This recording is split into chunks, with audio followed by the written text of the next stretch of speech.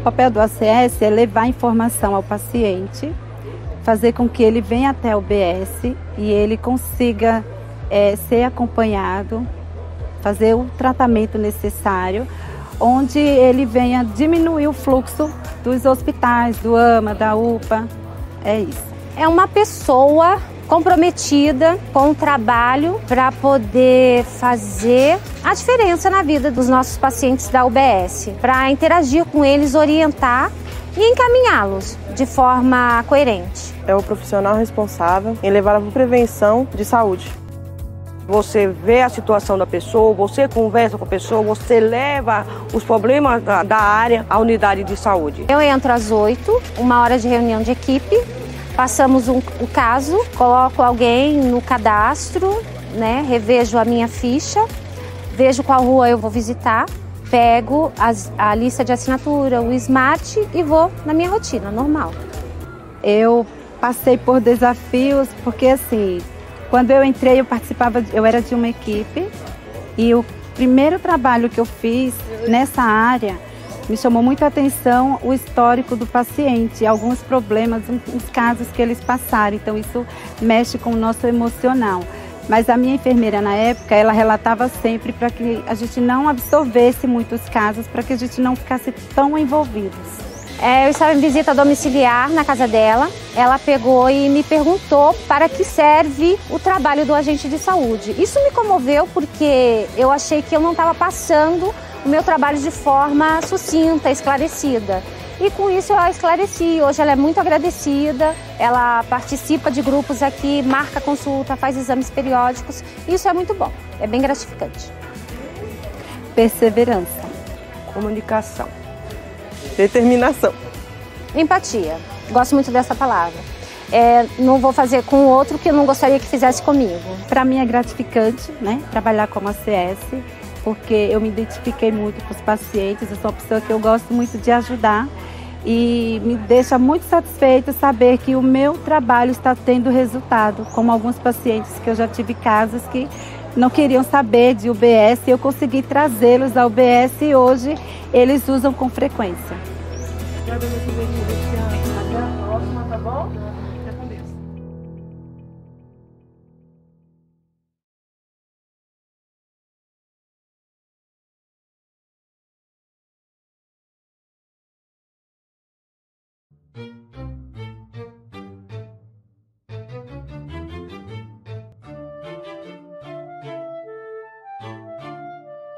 O que é e como surgiu a vigilância epidemiológica?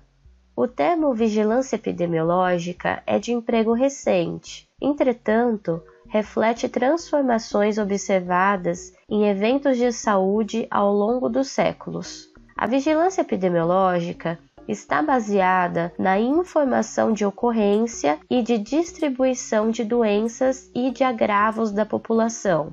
Na história das civilizações, há registros de dados e de relatos considerados estratégicos para conhecer as populações, tais como o número de nascimentos, o de mortes e o de aglomerados de casos de doenças, e especialmente as doenças transmissíveis. O Império Romano realizava censos periódicos das populações e implantava registro obrigatório de nascimentos e de mortes. No Egito, realizava-se a contagem de populações e na Pérsia, desde o século V, havia registros de doenças, como a peste bubônica. As primeiras medidas associadas à vigilância na área da saúde foram a quarentena e o isolamento de doentes.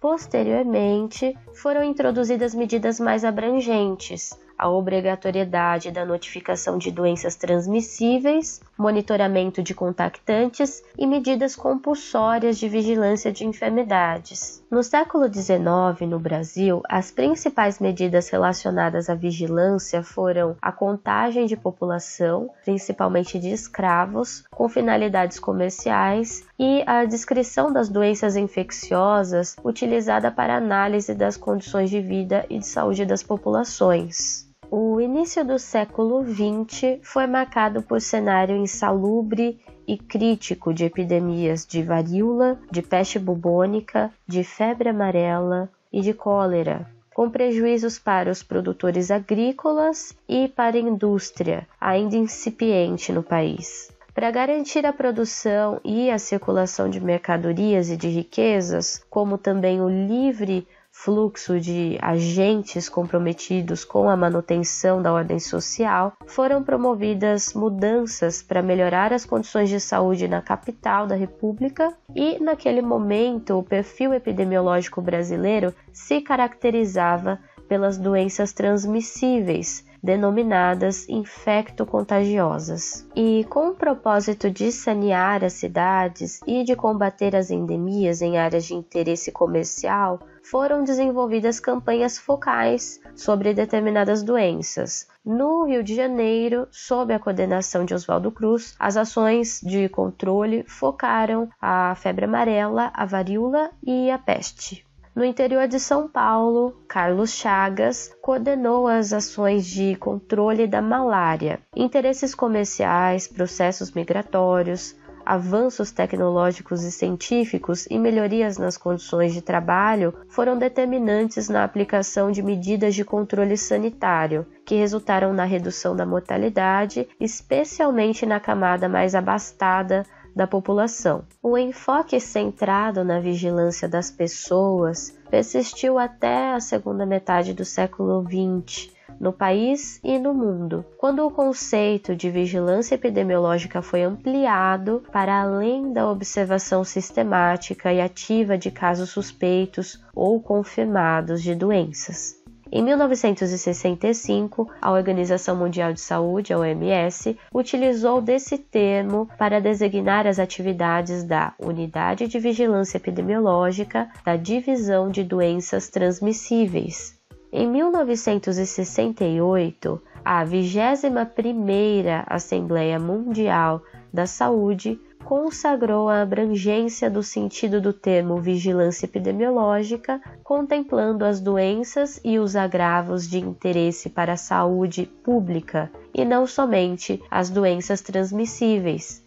E nesse contexto foi criado no Brasil o Centro de Investigações Epidemiológicas, pela Fundação de Serviços Especiais de Saúde Pública, em 1968, que consolidou medidas básicas de notificação semanal de doenças, como ação sob responsabilidade das Secretarias Estaduais de Saúde. Nesse período, frente à progressão da poliomielite, a doença foi incluída no sistema de notificação semanal do Centro de Investigações Epidemiológicas. Por recomendação da 5ª Conferência Nacional de Saúde, o Ministério da Saúde instituiu o Sistema Nacional de Vigilância Epidemiológica, por meio da Lei 6.259 de 1975 e do Decreto de número 78.231 de 1976. A sua consolidação culminou com a publicação de legislação específica sobre o tema, com a elaboração das primeiras recomendações reunidas em uma publicação técnica e com a criação de uma lista de doenças transmissíveis de notificação obrigatória. Em 1977 foi produzido o primeiro Manual de Vigilância Epidemiológica, que é periodicamente revisado e publicado.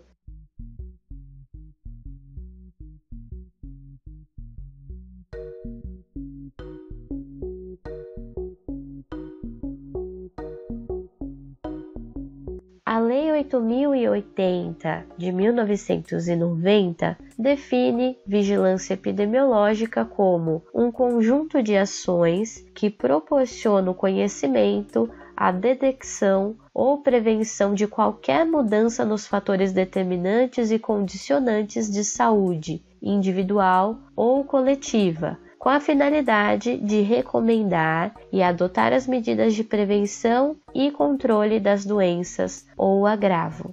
O conceito de vigilância epidemiológica vem sendo rediscutido na medida em que a sociedade brasileira passa por transformações significativas, tanto nas formas de adoecimento e de morte, a morbimortalidade, quanto no aumento da população, vinculados respectivamente à transição epidemiológica e à demográfica.